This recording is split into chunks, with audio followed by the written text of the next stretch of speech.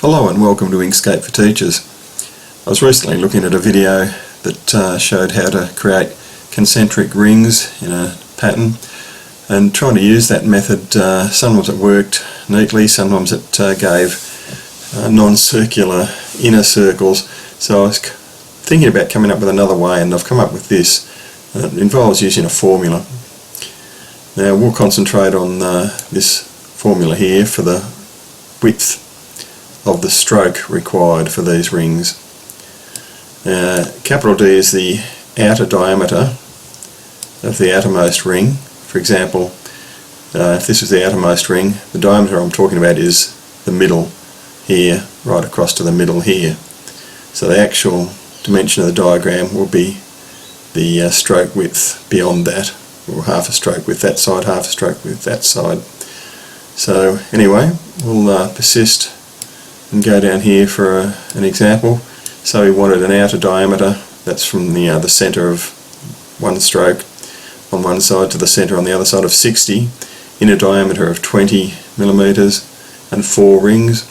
Well, applying this formula here, we'd have 60 minus 20 and 2 for the denominator, times 4, because that's the number of rings, minus 1. So the denominator is 3 times 2 is 6.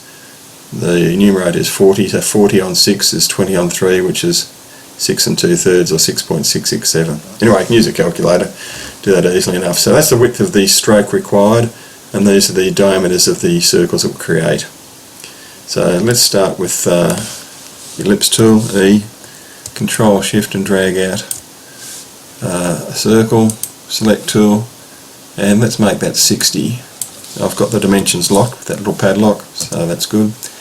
And the stroke of 6.67. Here's the fill and stroke menu. I'll change this to 6.667, enter, and there it is.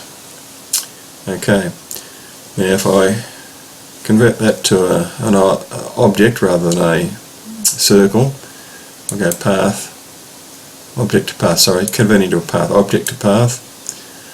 Now I need that to be done for a step later to work.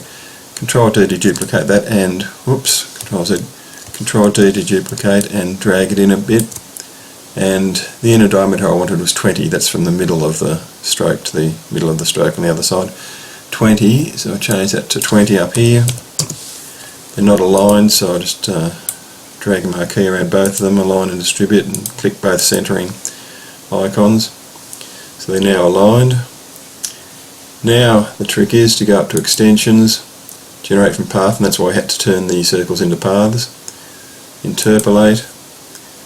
Number of steps, well, we want 4 circles. We've already got 2, so I only need 2 more, so I'll type 2 in there if it's not there already, and apply and close, and there we have it. Now these little rings disappear when we recolour or we do what we're about to do. I'm going to select all of those and Control U to ungroup, because the interpolated circles will group. So I'll ungroup everything, and then path, stroke to path, because they were strokes.